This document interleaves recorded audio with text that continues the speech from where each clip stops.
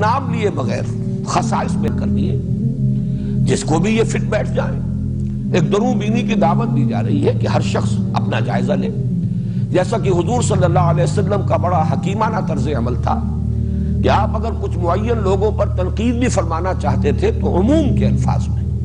کیا ہو گیا ہے قوم کو، کیا ہو گیا لوگوں کو کہ ایسا اور ایسا کر رہے ہیں، بجائے اس کے کہ معین کر دیا جائے کہ فلاں شخص نے یہ کیا، غلط حرکت کی ہے، اسے ایسا نہیں کرنا چاہیے۔ اس میں ظاہر بات ہے جب نشاندہی ہو جاتی ہے تو کچھ زدم زدہ کا پیدا ہونا جو ہے اس کا بھی اندیشہ ہے، کچھ ہردرمی پیدا ہو جاتی ہے کہ اب رسوائی تو ہو ہی گئی، اب ظاہر بات ہے کہ اب آدمی اس کے اندر پھر اور آگے نکل جاتا ہے، ایک طرح کی ڈھٹائی پیدا ہو جاتی ہے۔ اس کی بجائے بہتر یہ ہے جب تک کہ اصلاح کی توقع ہو اس وقت تک ننگا نہ کیا جائے، بلکہ یہ کہ ڈھکے چھپے انداز میں بات کی جائے کہ نشاندہی بھی ہو جائے، تاکہ جس کے اندر بھی اصلاح پذیری کا کوئی مادہ ہے وہ خود اپنے گریبان میں جھانکے۔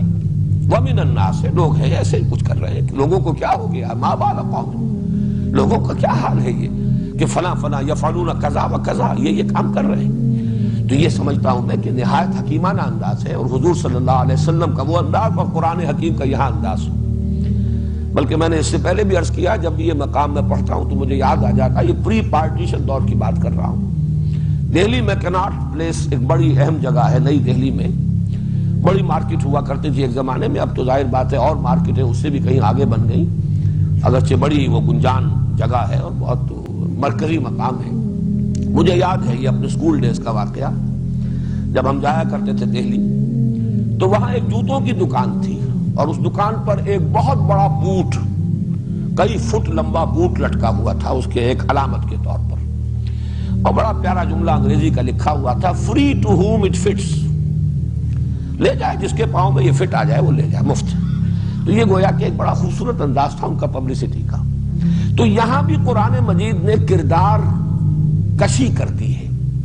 ایک نقشہ کھینچ دیا ہے، free to home it fits. اب ہر شخص جو ہے وہ جائزہ لے لے کہ کہیں یہ اوصاف اس میں تو نہیں ہے، یہ خصائص اس میں تو نہیں ہے، یہی صفات جو ہے کہیں اس کے اندر تو موجود نہیں ہے، تاکہ اگر اس میں اصلاح پذیری کا مادہ ہے، ایک تو یہ ہے کہ جو اس حد سے گزر گئے، ایک تو وہ انتہا ہے کہ ختم اللہ علی قلوبہم وعلی سمعہم وعلی ابصارہم غشاوہ ولہم عذاب عظیم، اور سواء علیہم انذرتہم ام لم تنذرہم لا یؤمنون۔ جو اس حد کو پہنچ گئے ان کا معاملہ جدا ہے، لیکن جن میں کوئی اصلاح پذیری کی گنجائش ہے، مادہ موجود ہے، وہ پھر دروں بینی کریں، اپنے گریبانوں میں جھانکیں۔